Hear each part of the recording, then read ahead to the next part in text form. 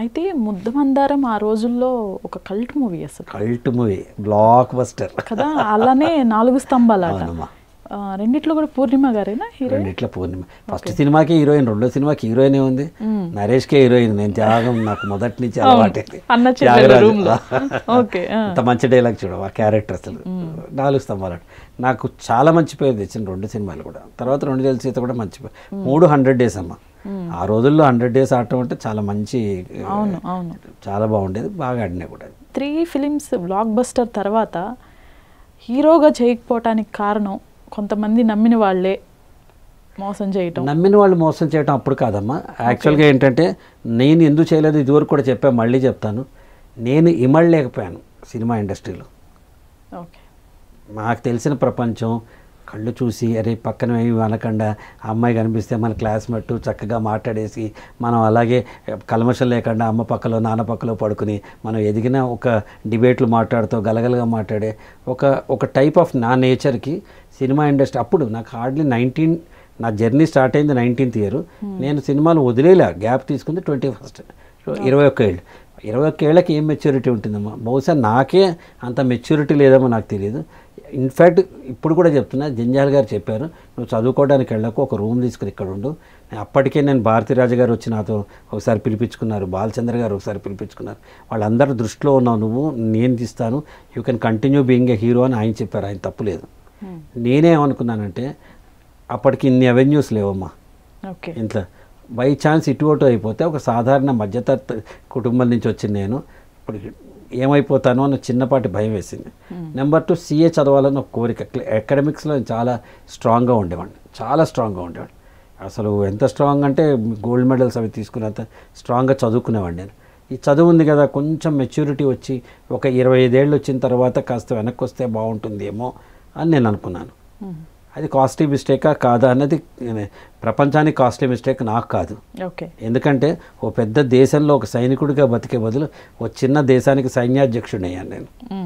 For me I have my own self what you call happiness అనమాట. So నన్ను ఎవరు cinema ఇండస్ట్రీలో మోసం చేయలే, ఎవరు కూడా నన్ను ఏమంటారంటే నేను ఇవ్వలేకపోయాను. నాకు తెలియదమ్మా, బహుశా నేను స్మోక్ చేయను, డ్రింక్ చేయను, నాన్ వెజ్ తిన్ను, మతలబులు తెలియవు, వేరే యావిగేషన్స్ లేవు, అమ్మాయిలతో ఫ్లడ్ చేయను. ఇవన్నీ కూడా అక్కడ అందరూ అలా ఉన్నారని నేను చెప్పట్లా, నాకు కొంచెం కొత్తగా అనిపించేవి అవన్నీ. అందరూ అలా ఉండరు. 100% మన ఇండస్ట్రీలో బాగున్న వాళ్ళు 100 మంది ఉంటారు. నాకు కొంచెం ఇమ్మళ్ళైపోయానమ్మా అప్పుడు అనిపించింది. ఇప్పుడు నాకు రిగ్రెట్ లేదు కదా. ఇప్పుడు నేను ప్రతిరోజు మొహాన్ని మేకప్ వేసుకుని 86 నుంచి ఈ రోజు దాకా కెమెరా ముందు లేని రోజు లేను నేను. అయితే ట్రైనింగ్లోనో, లేకపోతే నా సీరియల్సో, సినిమాలో, టీవీనో, రేడియోనో, లేకపోతే ఇప్పుడు మీలా ఇంటర్వ్యూనో, ఇప్పుడు కెమెరా ముందే ఉన్నాం కదా. Every day I have enjoyed my life, but I face the lessons. Lessons చాలా నేర్చుకున్నాను జీవితంలో. ఏ టైప్ ఆఫ్ అండి?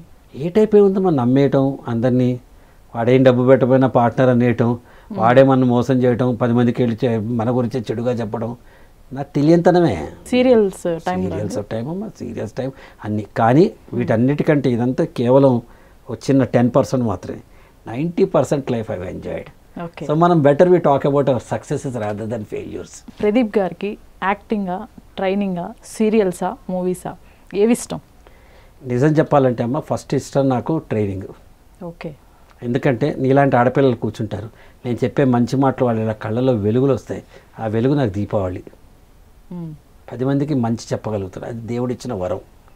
అందరికి కాదు కదమ్మా. నీకు కమ్యూనికేషన్ స్కిల్స్ ఉండాలి, యాటిట్యూడ్ ఉండాలి, స్ట్రెంగ్స్ ఉండాలి. తర్వాత అది ఒక విషయాన్ని నీకు నచ్చే విధంగా చెప్పగలగాలి, అర్థమయ్యే విధంగా చెప్పగలగాలి.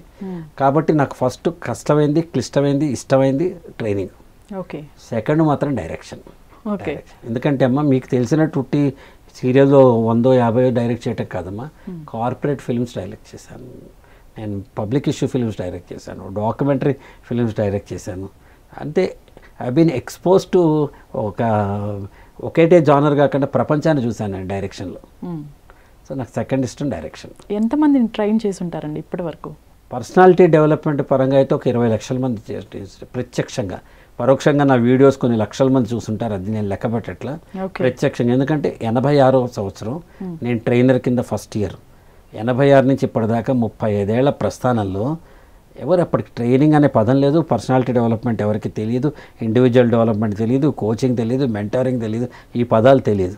అప్పుడు నేనేంటంటే నేను సీరియల్స్ యాక్ట్ చేయడం మొదలెట్టినప్పుడు నాలో గ్రోత్ రావాలంటే ట్రైనింగ్ వైపు వెళ్ళాలనుకున్నా. ఇప్పుడు కూడా చెప్తా, 20 లక్షల మంది నేను ట్రైన్ చేశా అంటే 20 లక్షల మంది మారారో నాకు తెలియదు, కానీ అది చెప్పడం వల్ల నాలో మాత్రం నాకు పర్ఫెక్ట్ పరివర్తన వస్తుంది. Okay. So I'm happy with my self being a trainer. 20 లక్షల మంది ట్రైన్ చేస్తుంటాను ఇప్పటిదాకా. ముద్దమందారంలో ఒక సాంగ్, రొమాంటిక్ సాంగ్, సరస్వతి గారు చూసారా? ఆఫ్టర్ మ్యారేజ్ చూసారమ్మా? బిఫోర్ మ్యారేజ్ చూసారా? లేదు, ఆఫ్టర్ మ్యారేజ్ చూసాను. 4 స్తంభాలు తన పెళ్లికి ముందర చూసిందిట. ఓకే. ముద్దమందారం మాత్రం ఆఫ్టర్ మ్యారేజ్ నాతోనే చూసింది. ఏదో సెకండ్ రిలీజ్ అవుతానో ఇప్పుడు అలా అప్పట్లో అయ్యేవి కదా, రెండోసారి వచ్చేది. థియేటర్కి తీసుకెళ్ళి చూపించాను నేను. Okay. She took it sportively, but naturally నా వస్తువు నా బొమ్మ నాది అనే భావం ఉంటుంది కదా, భర్త కదా నేను, మా ఇద్దరి మధ్య అట్లా అంటే we are best lovers, best friends. కాబట్టి కొంచెం చిన్నపాటిది ఉంటుంది, అది గమనించి నేను ఇంకా తనకి ఆ టాపిక్ తేలా ఇప్పుడు. అరేంజ్ మ్యారేజ్ అమ్మా total. But after being arranged April 1, 1988 తను చూశాను. July 7, 1988 మా పెళ్ళయింది. దాదాపుగా 100 రోజులు ఉంది. 100 రోజులు మాత్రం లవ్ చేశాను. అయితే వెరీ యంగ్ ఏజ్లో వచ్చారు మీరు ఇండస్ట్రీకి. అప్పుడు చూసాం అసలు మీరు ఆ హెయిర్ కానివ్వండి, కర్లీ హెయిర్ అసలు ఎంత ఇదిగా ఉన్నారు అంటే, ఆ టైంలో ప్రపోజల్స్ ఏం రాలేదా మీకు? ఎందుకు రావమ్మా?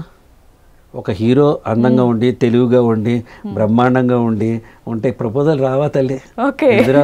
అయితే ఇప్పట్లాగా వాట్సాప్లు రాకపోవచ్చు, ఉండొచ్చు, కానీ అప్పట్లో లేఖలు ఉండేవి, ప్రేమ లేఖలు. ఓకే.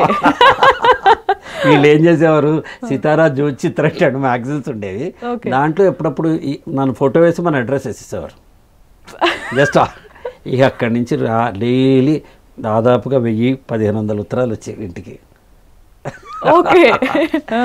అప్పట్లో ఒకటే ఉండేదమ్మా, ఫోటో పంపించండి, మీరంటే ప్రాణం, ప్రేమ, నేను నా రక్తంతో నీకు రాస్తున్నాను, మీరు పెళ్లి చేసుకోకపోతే చచ్చిపోతాను, ఇవన్నీ ఫస్ట్లో భయం వేసేవి. రాను అలవాటు అయిపోయినాయి, మనం చేయగలిగింది ఏం లేదు కాబట్టి. అన్ని చదివేవారండి? చదివా. మా అన్నయ్య పెద్దనే హెల్ప్ చేసేవాడండి. తను ఏం చేసేవాడు, తను MSc చదివేవాడు అప్పుడు, నాకంటే 3 years పెద్ద.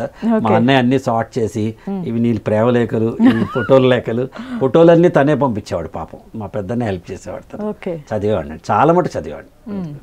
నేనేమంత గొప్పవాడిని కాదండి, సాధారణ వ్యక్తిని. ఏమిటి బోల్డ్ టైం ఉంటుంది, మన ఏం పెద్ద ఏడాదిలో 100 రోజులు షూటింగ్ చేస్తే 200 రోజులు ఖాళీ కదా ఎవడైనా. సో అట్లా చదివేవాడిని. ఇండస్ట్రీ నుంచి ఏం రాలేదా మీకు? ఇండస్ట్రీలో ఉన్న వాళ్ళ దగ్గర నుంచి? పూర్ణిమ దగ్గర నుంచి కూడా వచ్చిందండి. వాళ్ళ ఫాదర్ అడిగారు, మా ఫాదర్తో మాట్లాడారు. నేనేమో వద్దనుకున్నాను, ఎందుకంటే she is being a friend, I want to be friend అని నేను అనుకున్నాను అంతే. ఇండస్ట్రీలో పూర్ణిమ చెప్పింది, సెన్సేషనల్. మీరు పూర్ణిమని కాదన్న ప్రదీప్ అని వేసుకుంటారు, చచ్చిపోతాను నేను. ఆ అమ్మాయి మనవరాలు పుట్టారు, నాకు మనవరాలు ఉంది. ఇప్పుడు ఆ కథను అక్కడితో వదిలేస్తే బెస్ట్ అవుతుంది. Okay. So okay, she is happy. అంటే నేను నా నేచర్కి, నేను చెప్పా కదా ఇందాక, సినిమా ఇండస్ట్రీ అంత స్ట్రాంగ్గా పడలే. Basically as a person I like her. Even today we are friends. మేము ఇప్పటికి కూడా మాట్లాడుకుంటూ ఉంటాం ఇద్దరు. వాళ్ళ హస్బెండ్ మా ఫ్రెండ్, రతన్తో మాట్లాడతాను, వాళ్ళ అమ్మాయి అందరూ వీఆర్ ఫ్యామిలీ ఫ్రెండ్స్. సరస్వతి మాట్లాడుతుంది. We are in the same industry. ఒక ఆఫీస్లో పనిచేసిన వాళ్ళే కదమ్మా ఒక సినిమా ఇండస్ట్రీలో. అన్ఫార్చునేట్లీ మనం గ్లాస్ హౌస్లో ఉంటాం కాబట్టి అందరు చూస్తారు తప్ప, ఏముంది, ఒక ఆఫీస్లో పనిచేసి రిటైర్ అయిన 2 కొలీగ్స్ లాగా మీ ఇద్దరం ఇప్పుడు.